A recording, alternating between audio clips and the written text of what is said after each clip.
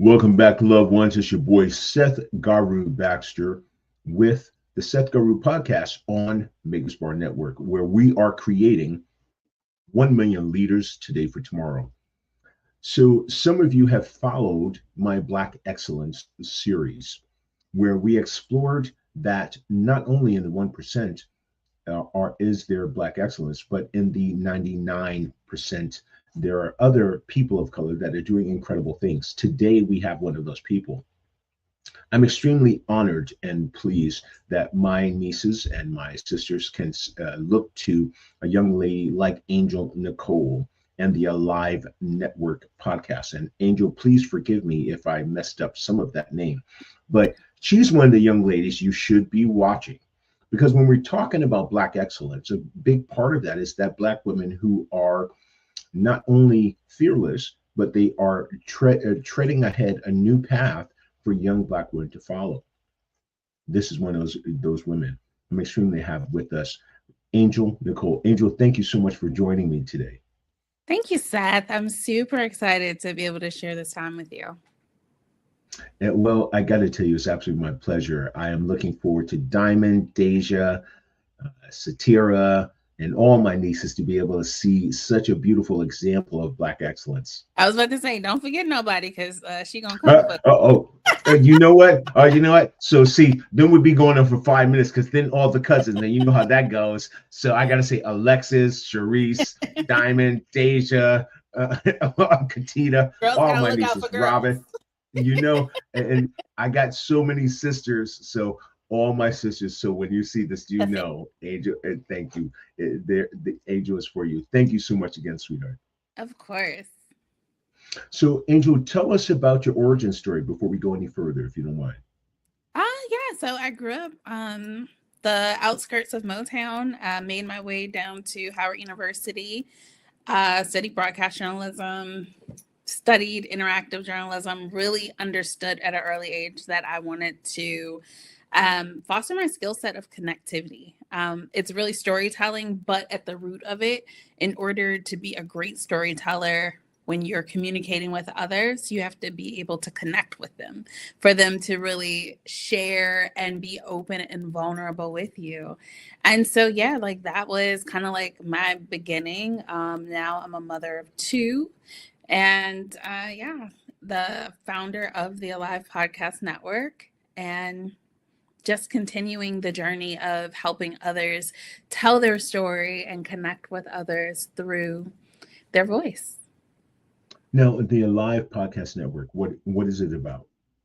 So the Alive Podcast Network is a platform geared towards amplifying Black voices, helping them monetize their content while maintaining ownership. So after working in media and entertainment for over 25 years, I saw that there was a huge... 25 years, chick? Wait. Angel, you only look like 18 years old. Angel, what do you mean 25 years? What, when you were 2? No, I've been in this space for 25 years now. Actually, over 25 years now. But like I saw that there was this huge disconnect between how individuals that I had been creating content for. So like the Larry Kings, the Jane Pollys, and so many others. What this journey looked like for them, what the monetization, what the amplification, what the ownership looked like.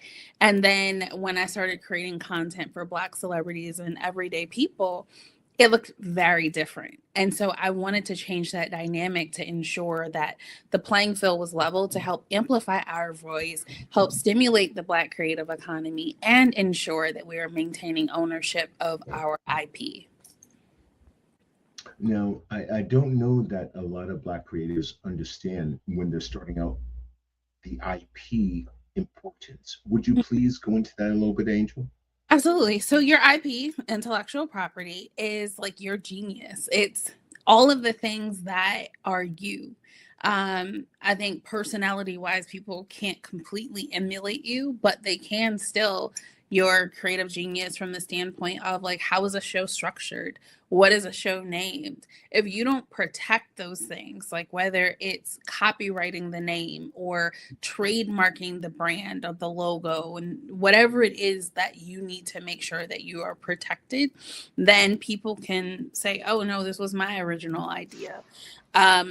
Show concept structure, it's a lot harder to really regulate that part of it, but there are different organizations that you can submit your kind of like your run a show and give more details around what your content is all about, like the Writers Guild. You can submit things there, just so it's on record, like, and time stamped, this is when I came out with this. So if you're coming out with this like 10 years later or 2 years later, if I've done the proper things to make sure that I am protected, then if this goes to court, I am able to show evidence and proof that this was my original concept. Now, how does one protect their intellectual property, especially as young Black women creatives? How did they do that? Well, yeah, it's what I was just saying. So whether it's through copyright, trademark, or, you know, submitting it to certain like writers guilds, things like that, just so it's kind of documented that this is your original idea. So they go to writers guilds and they submit a request to say, this is my intellectual property.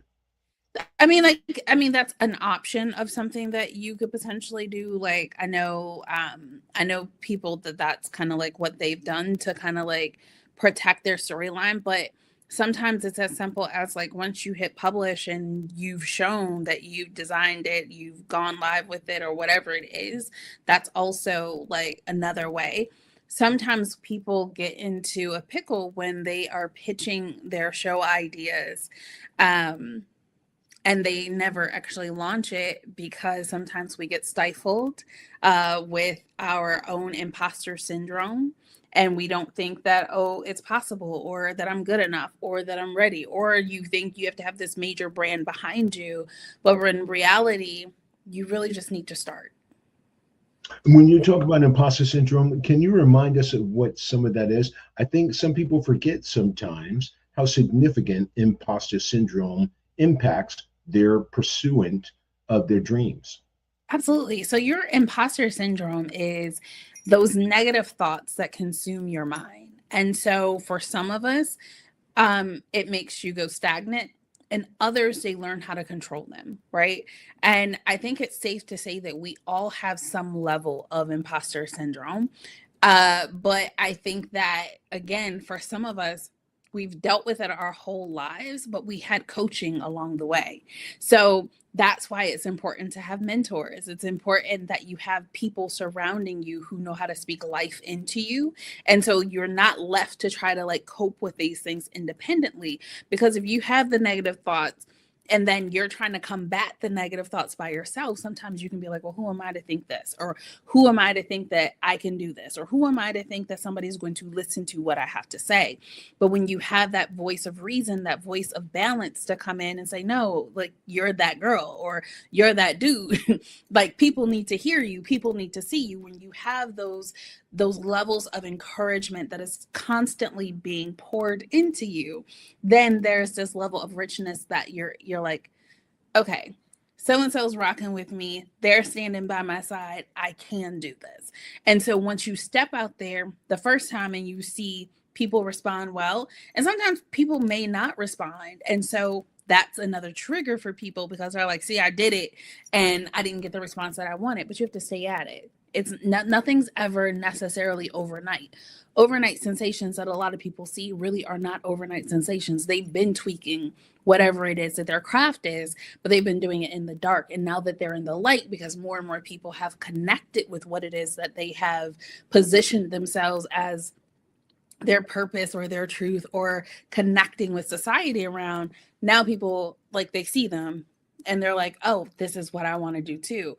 They don't understand the grind, the grit that went into it on the back end. And what is the grind and grit? Explain some of that, because my little sister Renee, she has a great idea. Mm-hmm. She's having a hard time getting it lifted. Black Sister Circle. I hope I'm not saying the name wrong, but some of her proposals have seemed to come back where they have to refine and refine. So how do they get past that? It depends. Again, it's having, excuse me, it's having a mentor. It's having somebody who can actually look at what it is that you're aspiring to do. And maybe they've already done it. And maybe if they're willing to like share some time with you, or you're investing in yourself and you're paying to sit down with someone that understands like the hurdle that you need to overcome because they've been there. So sometimes it takes us investing in what our outcomes are and being familiar with the right people to be connected to, so that you can have that that insight that isn't necessarily readily available for everyone. And how do you find the right people? It depends. One, you have to get out, you have to be connected. You can even use tools like LinkedIn. You can go to networking events or find your tribe. Like, I mean, I'm not quite sure, exactly what your sister's project is, but if you are looking to be a founder, you need to go be around founders. If you are looking to be in the tech space, you need to attend tech events. If you are looking to grow in the AI space, you need to be connected to those sources. Like, we get energized, we get fueled by what we're connected to. Think of like an outlet, right? When your phone goes dead, it doesn't have any more juice. It has to plug into the source. And so your source for information and all of those different things, that's what you have to make sure you're connected to. If you're not sure of exactly where to go, use AI, use Google to find out, well, what resources are in my backyard or on my devices that can connect me to what it is that I need to know. Now, you mentioned AI. I want to tag on this a little bit. Connecting with AI, do we as Black content creators lose a little bit of our originality by connecting with AI? Should we not use more originality just in ourselves? Or is AI a good vehicle for us to express the Black experience? I think it depends. I all of these things is definitely it varies, right? It depends on how you're using AI. If you are script writing and you're running, something through AI after you've drafted the script, make sure it's protected. Make sure you don't have it like where this is just going out to the general public. Know the permissions that you need to make sure the settings are, in your favor, right? But to use it as a resource for editing, I don't have a problem with that.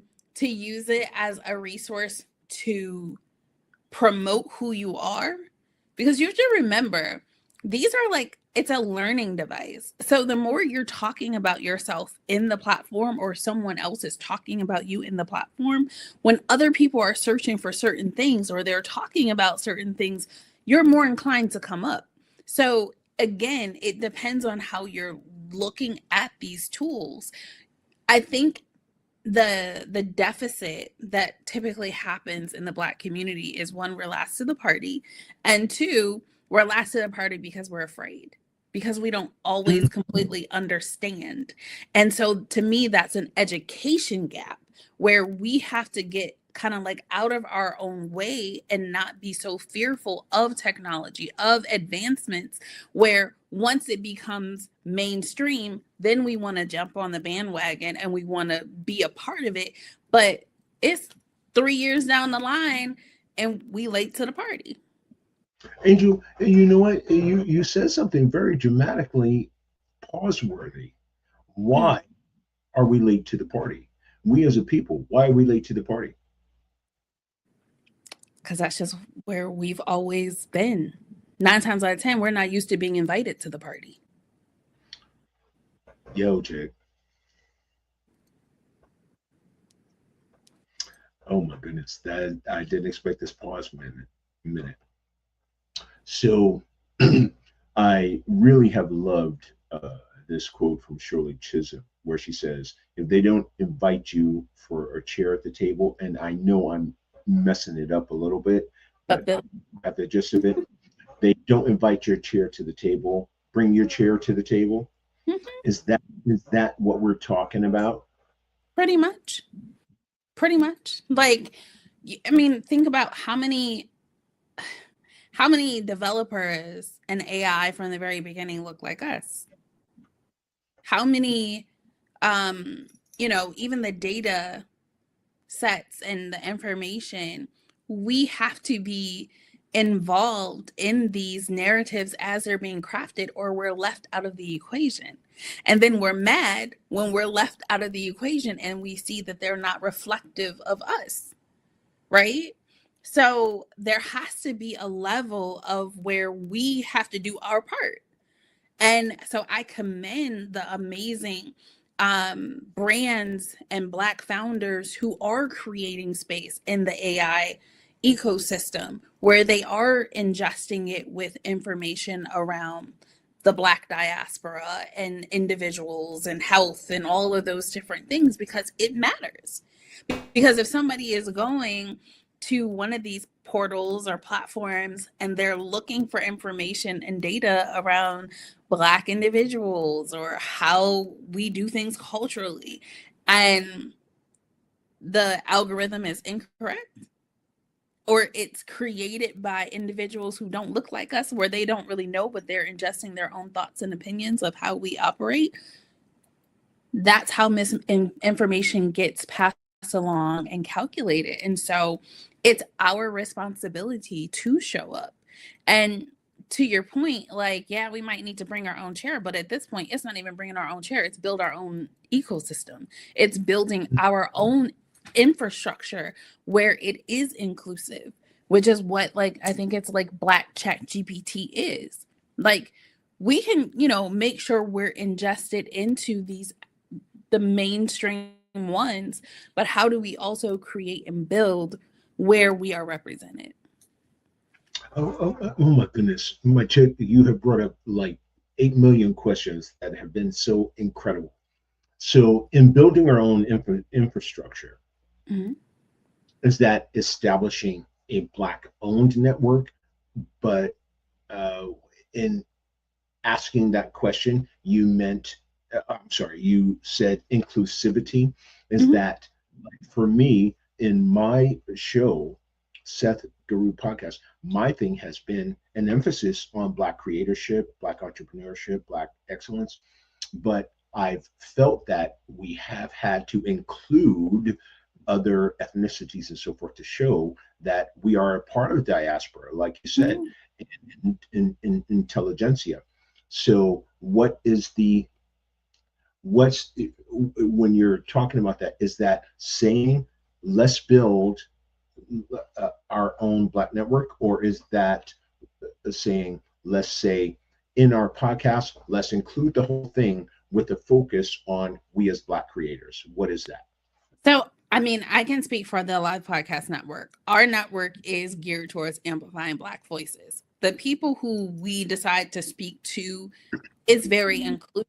It's just putting a limelight on the Black creative, because we don't often have our own space to be authentic, to be organic, and not to be directed into certain ways of thinking or stories to be told. Like, we can be authentic and raw and very much us, right?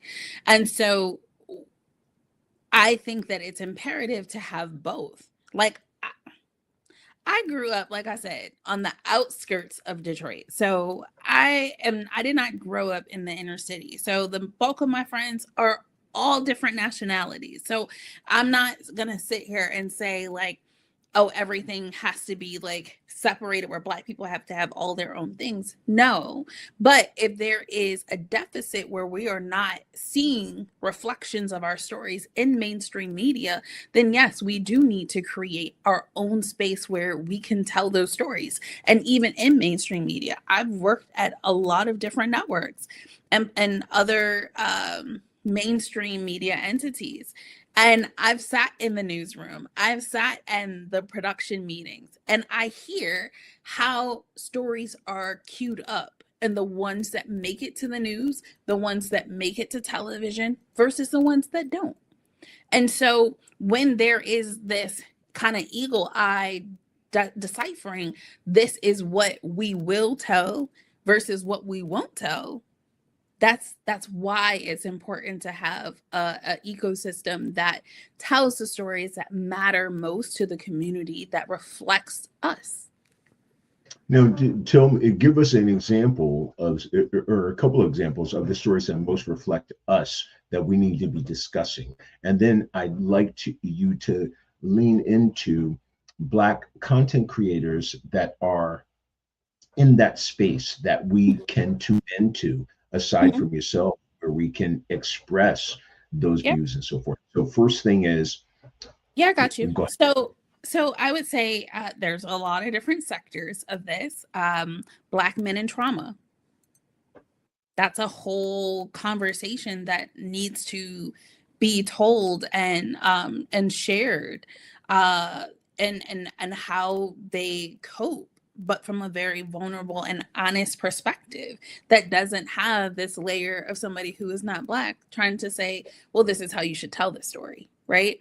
Um, Black women in menopause or perimenopause. Like, what are all of the different things and the changes that are happening with your body? If we're not included in clinical trials and we're not included in, how medications are being developed, how can you prescribe something and tell me this is efficacious to my body? That's another conversation. Or sex in the Black church. Like, it's okay Oh, to wait a minute, chick. Okay, so you telling me to go there. These yeah, are please all the do. Yo, Angel, I want you to go there. I think this is extremely pertinent to the dialogue we must be having. So please go there. Please Yes, dig it. but these are all conversations. Each one of those things that I just targeted are all conversations that are relevant to us. That if you are to like have somebody know, like, oh, you can go to this channel and you can hear this story, yeah, we gonna dial in. Because tell me a show like that on mainstream media. I'll wait. None. There's none. And that is the difference. And so it's not that we're trying to isolate ourselves. It's not that we're trying to say, oh, we over here, y'all over there. No, we had to build our own because you didn't invite us to the table. And when you did put us at the table, you regulated what we could and could not do and what we could say. So we'll exit this way. You know what? I'm so glad we're having this conversation. This is what I've been trying to dig into. Yo, chick.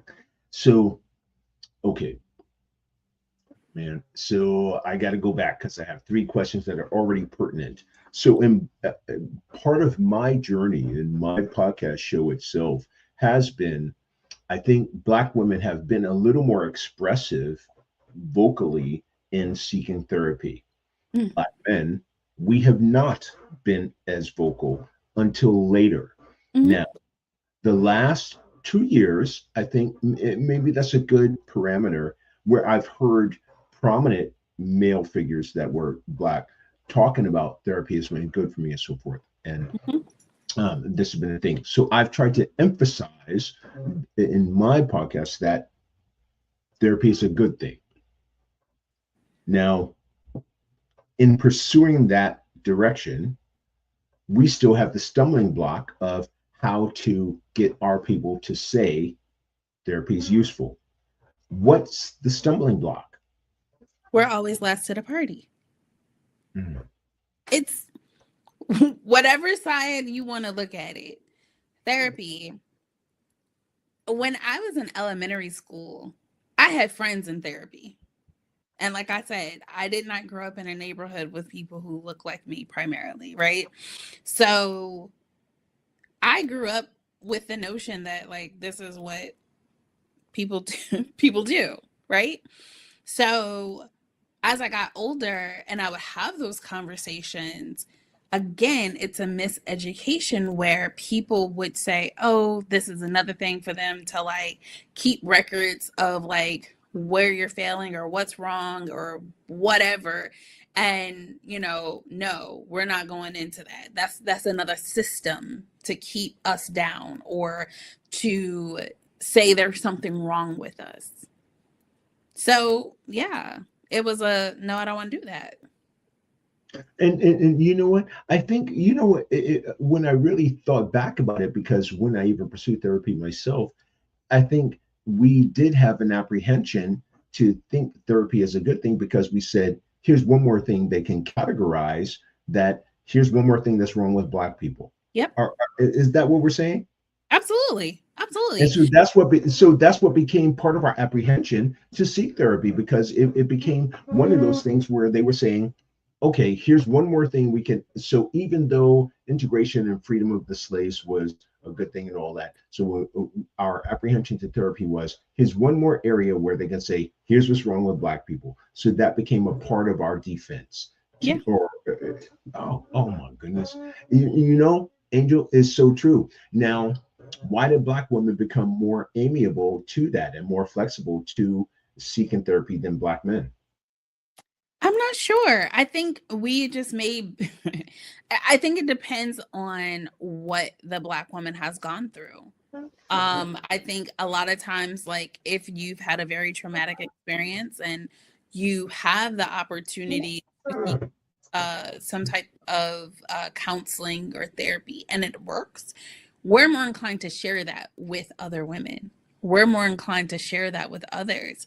Whereas the Black man, if he is seeking therapy, 9 times out of 10, he don't want nobody to know, because I don't want nobody to think I'm a cuckoo case. I don't want nobody to think I'm losing my marbles. You know what I mean? And so it Right, right. becomes this, like, the stigma of it being bad versus it being helpful and a resource. So yeah, I think it was just like one of those things that, like, word of mouth is definitely more powerful than any other tool.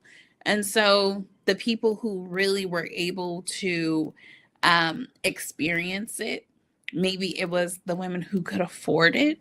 Because again, you gotta be honest with why therapy was also not something in people's prices. Like this wasn't how they wanted to spend their money. Nowadays, it's more affordable. Nowadays, it's included in your health plan. Nowadays, you can, oh, it might be $20 because your insurance covers the bulk of it. That wasn't prior to. So when you look at all of these things that made it unaccessible for the Black person, it became like I really don't want to do it, and you want me to pay for it. Yeah, and that's a negative. What do you say like that, Angel? Yeah, that's a negative. Yeah, because that's how That we is how we are. would say it. That Yeah, that is that's that's what so we would true. do. Yo, Angel. Oh man. And we would see it like that too. We're like, yo, that's a negative. Yeah, that's a no. That's a no go.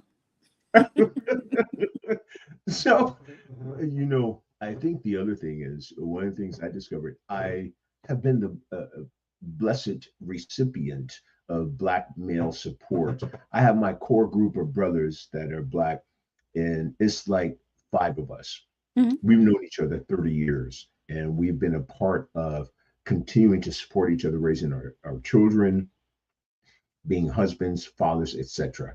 Mhm. And even when those things didn't work out, but always had been a challenge of conversation, as far as how do we begin to discuss intrinsic issues that have forbade us to um, act in society, Mhm. uh, what society is saying we should do. Because if we go to therapy, it's just this kind of other relenting. We've given in to our other power, because we let, historically, we had these other issues of feeling that we couldn't protect our women and so forth. And that's what was prohibitive of seeking therapy and so forth. And so we have discussed in my group, we've discussed, like, part of that was being able to have internal support, Mhm. having male community support, like brothers, we're supporting brothers, and sisters are supporting sisters. That's a big part of this. Where does that fit into us influencing each other into healthy therapy? Does that fit into it, or is that its own thing, where we just, the Black sisters have their support group, Black brothers have their own support group, or is that conducive to having therapy as a part of that? So first, I want to applaud you and also recognize something. And what I realize now more than ever is that we don't realize how unique our experiences are. So the fact that you have 5 men that you can confide in, that you can be vulnerable with, that will challenge you, that will not accept the status quo from you, is a very unique experience. I recently had a conversation with a young lady who was sharing with me that her husband wants to start a group like that because they realize they really have no out. They don't really have a place that they can talk about the challenges they may be facing at work, where it's safe for them to be honest without the fear of retaliation, right? Or they can have these conversations around intimacy issues within their home or challenges they may be facing within their homes. And so I think it's beautiful that you have that, but there's so many people who don't. And there's so many men that may want to change, but they are stuck in systems and environments that are so familiar and they're not conducive for change because the people that they're surrounded by are people they may have grown up with, and they may be elevating and growing to the next level, but they don't want to look like they forgot where they came from. So now they're stuck in these like 2 different worlds of trying to be who the people they grew up with expect them to be versus who the new iteration of what they are building on and how they are educating themselves and how they want to elevate. And so I feel for the Black man a lot of times because it's like you're damned if you do, you're damned if you don't. It's so true, Chick. It's so true. And I think, you know, as we've progressed in the social media era of things, there are Black men who have come up and said, here's how we are, and it's done great. But I think also what has been lost somewhat is the connectivity of building that community. So I appreciate that, and I embrace, thank you for saying that, because Chris, Coy, Tim, I shout my cats out all the time. Chris, Coy, Tim. Look at you forgetting again. Right, right. Don't say that, Angel. Wait, oh no, oh, no. And Angel, gonna listen to this part right here. Oh no, Angel. Right. No, but Chris, Coy, Tim, Danny, Sebastian, Leroy, and even especially, I got to really put out a special thing to Michael Crichton. He was, so I remember Michael Criddle, forgive me, Michael Criddle. I was the first Black male to be a senior program director in the YMCA in the youth groups. Michael Criddle, he told me, so I had to walk in this boardroom, and my mentor was Dave Powell, who was a white dude, but he saw my potential. So I had to walk into this room, and there were all these white guys, and there was only one Black executive who was multimillionaire, Michael Criddle. And I had to go in there. I was like 22 years old, and Dave was like, you're going to do it. I believe in you. And I'm thinking, when I walked into that room, they all looking at me like, who is this dreadlock? Because I had a mohawk at that time, but dreadlocks. Who is this mohawk wearing Black dude coming here, and he's going to direct us how to work with our kids? Because these were executives that were their kids. But Dave believed in me. This white guy believed in me, and he believed that I can offer something. So Michael Criddle, I went into the meeting and I said, well, here's how we're going to do this father-son thing. And I was a young father myself at the time. Came in there, and they were all looking at me crazy, Chick. They were like, now, in our parlance, we go like this, Negro, please. Right. But I walked in there, and the guys gave me a chance. And then at the end of the meeting, when I said my thoughts as far as who we are as fathers, because I had a father, Lawford Baxter, and mentors that were Black men, Big Nate, Robert Jones, Deacon Wooten, who were mentors to me. I had strong Black male figures that were instrumental in my life. And so I walked into the room fearful, but I had a presentation. And so at the end of that meeting, Michael Criddle said, you know what, young brother, I got to tell you, it took a lot of guts to do that. And I believed in you. And we were the only 2 men in a room full of about 12 other guys who were all Caucasian. And he said, the important thing is for we as men of color to strengthen each other, is to always support each other. But I didn't know how important that was until he came to me to say Yeah. that. Yeah. Yeah. No, it's real. It's very real. And then black women have an easier, to me, black women have an easier way to that pathway. Black men, we don't have that because we're always like gang, gang. I think it varies. I think it's the personal side of it, but also in the workplace. Because like you said, like when you walk in and they're looking at you like, what are you gonna tell me? You know what I mean? I think women deal with that too. I know personally me, like I'll walk in places and I know that they're looking at me like, who's this little black girl? And what do you think she's about to tell me? Right. I know that, right? But I'm used to it.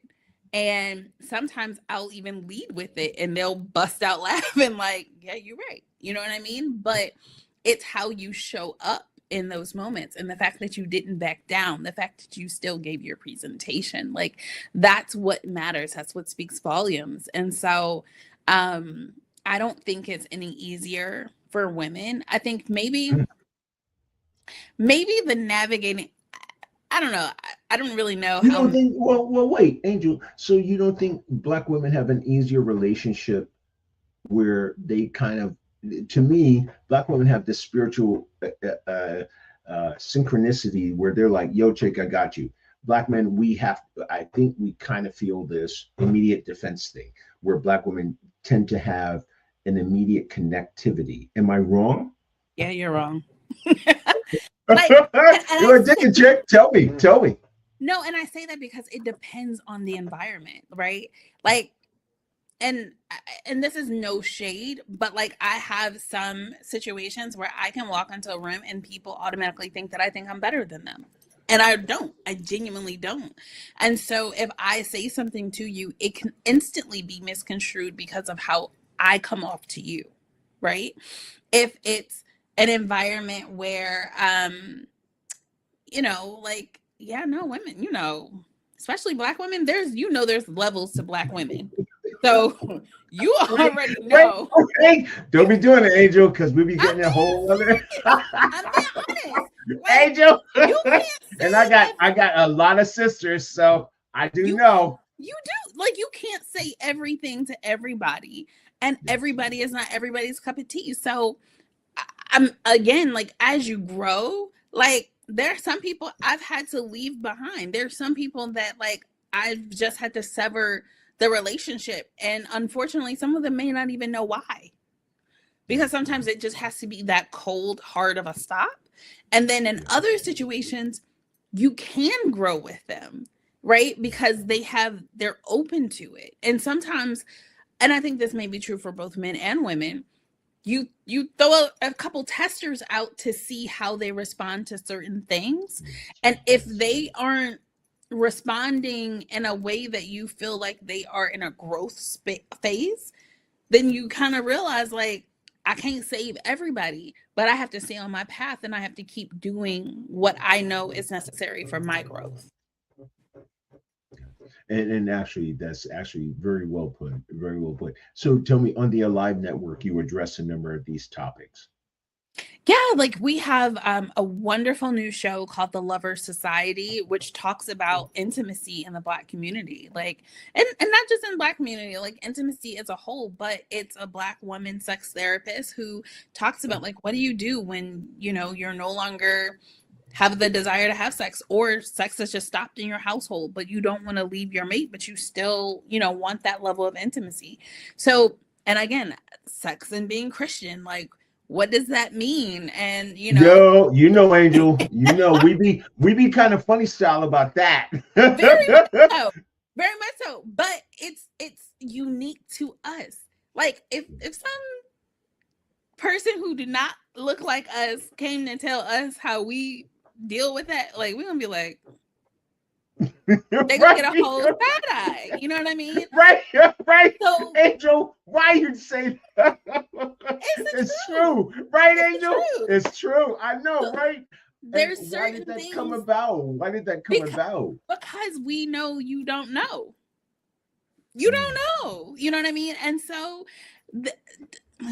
You don't know. So there's some conversations that need to be resolved for us Oh to man, tell and Angel, to you share. tickling me. I'm That's being too funny. honest. I'm being honest. Yes. And so yes, we have that show.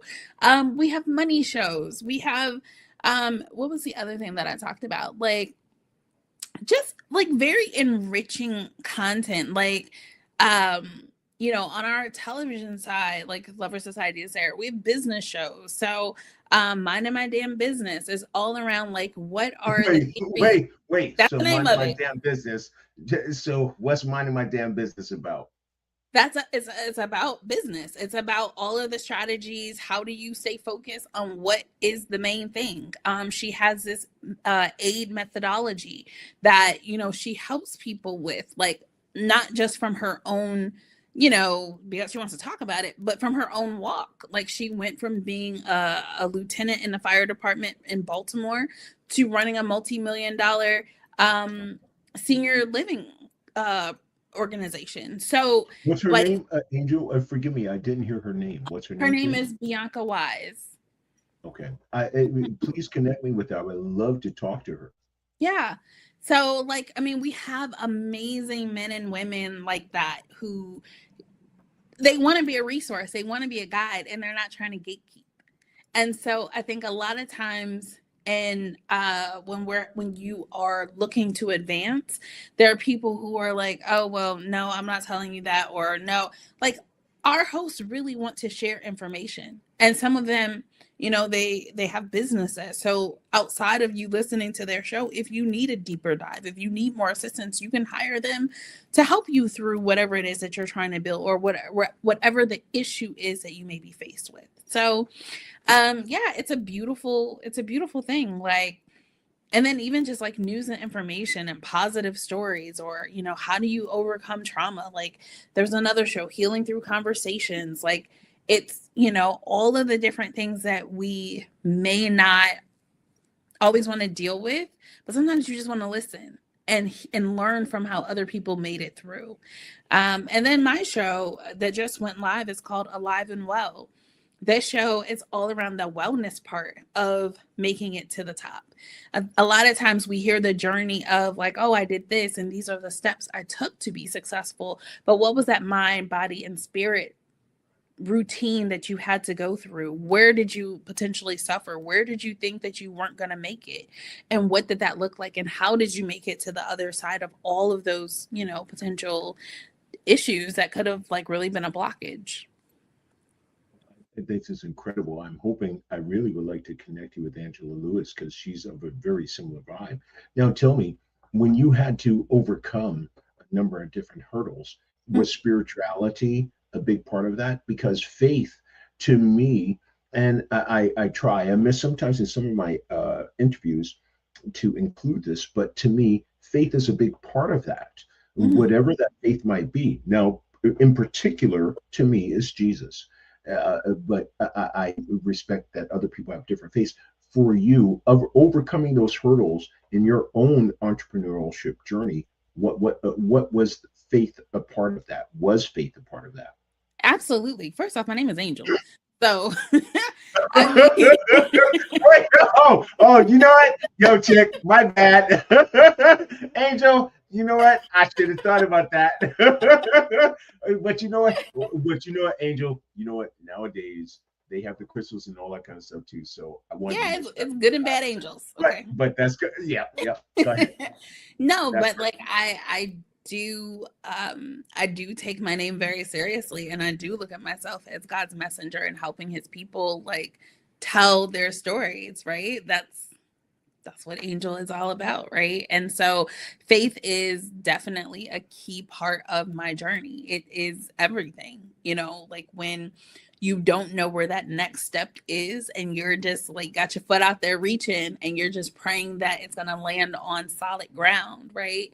And so definitely God is everything. Like if Mm. I am not praying to Jesus and walking by faith and, not always interpreting things um in a negative sense, because sometimes our mind can play tricks on us. Our mind can have us thinking one thing and there's something beautiful happening and unfolding, but because we may have wanted something so bad and it did not manifest the way that we wanted it to, we look at it as like, here's something else that messed up, or but we don't understand that that's all a part of the plan, and if we would have went that way, we would have missed out on something even greater. And so believing that all things are always working together for my highest and greatest good, that is a necessity for me. Like if I don't believe that, then I will fall by the wayside daily, because some things go as planned and a lot of things don't go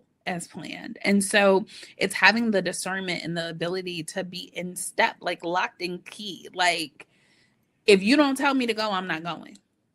Like that's how obedient I've learned that I have to be. Yes. I recently shared this post on my LinkedIn. I was recently flying back from Southern University where we work with students, and I'm on the plane, and our seats were like first when you get on, and there was this older woman sitting beside me who was white, who was just crying profusely. And so like I said, like we were the first seats on the plane, so everybody's looking at her and they're just kind of like giving her a side eye, but like some concerns. And like right when we were taking off, I just like grabbed her hand and held it. And I didn't know if I was overstepping my boundaries. I didn't know how she was going to respond to me, but the innate part of me, I'm gonna say the spiritual part of me, was like, she needs just some consoling. And so like she actually clenched my hand back and was just like, thank you. And then like we talked the entire flight. But sometimes we have to be human. Sometimes we have to be obedient to spirit and just act, because spirit goes through people. And that's how we are all kind of healed, and that's how we all get, answers. But we have to be obedient to it for, our blessings to keep coming to us. I don't know that I could put it any better than that, because I think, in particular to current times, I think we're all finding this deeper need for connectivity spiritually. I Mm-hmm. think that we definitely are doing that, and I think, if I'm really going to be candid, I think we as people of color are in particular saying we have finally really awakened, and we have these choices that are really open to us now. And Mm-hmm. where do we go with them? Where do we go with them? And I think our faith is a big part of the guiding light in that direction. So in your podcast, when people come to Angel Nicole, and please say the full name again, I want people to be able to get that specificity. But in your podcast in particular, your goal is to what? Oh, it's to help people actually be alive and well. I think that sometimes we're on a wellness journey, or sometimes we're just going through the motions of life. It's rare that we're actually whole from the standpoint of like our mind, body, spirit are in sync. And to be able to tell the stories of other people who have been on the journey, who are creating products to really help people live a better life, and a more rewarding life, a happier life, saving time with your day type of thing, like all of the things to help us just be enriched. That is what Alive and Well is really all about. Now, you know what? I really hope that, if you don't mind me saying this on live during this recording, I'd like us to do something monthly where we can create this vehicle. I've been trying to do this, and Dr. Jacqueline King, please forgive me because I'm getting back to you. But I would really like us to create a synergistic monthly awareness of sorts, that we can add our voices to the community to create a vehicle like our podcast to say, here's where we're at, here's some tools, here's some other inspirational things. Would you be game for that? Yeah, we can definitely talk about it. I would love to learn more of like what you're thinking. That sounds good. And then also, if you had to say most inspirational to you in your pursuit of your journey in creating your podcast and on this mission, who would that be? My family. So your family were really your inspiration in creating your podcast and were inspirational to this journey? Yeah, I think, various levels to my family. My mother was diagnosed with breast cancer. And so like she had to do like a life shift of like the foods that she's eating, so she's gone from everything to like a vegan lifestyle. Um, I've just witnessed so many people who have faced near death experiences and have had to pivot. And some people are very prominent individuals that most people would never guess went through some of the things that they went through. And so I think there's power in sharing our testimony. And that's really what I want Alive and Well to be like. Yeah, they might be looking good on this outside. And to you who are scrolling on social media and you're seeing them and you may be seeing them on television, but their journey hasn't always just been the limelight. They've had very dark periods. And so to be able to share that where people become less ashamed of their dark periods and, they really see that, hey, like I'm just like everybody else and it's okay. Where can people find out more about Alive and Well, your podcast? What is the address and how can they reach you? Yeah, so Alive and Well is available on our television side of our network. So you'll be able to watch it. Our first episode drops March 7th. And you'll be able to watch it on the Alive Podcast Network, which is available on Roku, Apple TV, Fire TV, and Samsung TV. So you would just download Alive Podcast Network app, just like you would like a Netflix or a Hulu. You download the app, and then you'll be able to find Alive and Well there. And then we'll also be doing an audio version that'll be available in our app on iOS and Android. Well, we will be certainly looking forward to that. And yo, Chick, are you out here in LA anytime soon? Not on my radar right now, but I do get out. No, Angel, we got to correct that situation, Chick. Got to correct that. You got to come out here and check it out in LA for a little bit. Oh, yes. No, absolutely. Like, I love LA. Typically, like, when I have a gig out there, I will definitely, like, hit you up. That sounds good. I got to tell you, thank you so much. I am completely humbled and graciously appreciative of the time that you took and your flexibility to be with us today. I want people to know to check out the Alive and Well Network and Angel Nicole, and I'm looking forward to all the good things we're going to do in the future. It has been an absolute privilege of mine to speak with you today. Absolutely. Thank you, Steph. And if anyone is interested in following me on social media, LinkedIn, Instagram, all the things, I'm at the Nicole. I'm at the Angel Nicole on all of the major podcast platforms and social media platforms. And Angel, we will be opening up the chat, and I will put that before this is published. This is a pre-recorded interview. I will be putting that in our link at the end of this broadcast, and definitely will be supporting you. I am extremely honored and humbled that you have shared your time with us today, and truly, that is truly meant. Thank you so much, beautiful lady. Awesome. Thank you. It's been a pleasure. It has been an absolute pleasure. I feel like we can get in trouble with some good conversations too. A little bit trouble. Yeah. Well, I love that one of our main mentors has said, get into good trouble. Am I saying that wrong? Get into good trouble. John Lewis. And, yeah. So I'd love to do that. And I'm hoping I'm able to speak to you next month. Okay. Let's talk about it. All right. Well, thank you, Seth. My pleasure, sweetheart. So the revolution that we're all seeking is a revolution of love. The revolution of love is called Lovolution. Go out and create a revolution of love. Lovolution. Be good to yourselves. Drink water. Take good time for yourself. Pray and meditate and show other people that we are a higher being of species. Thank you so much, Angel Nicole. Talk to you soon. Thank you. My pleasure.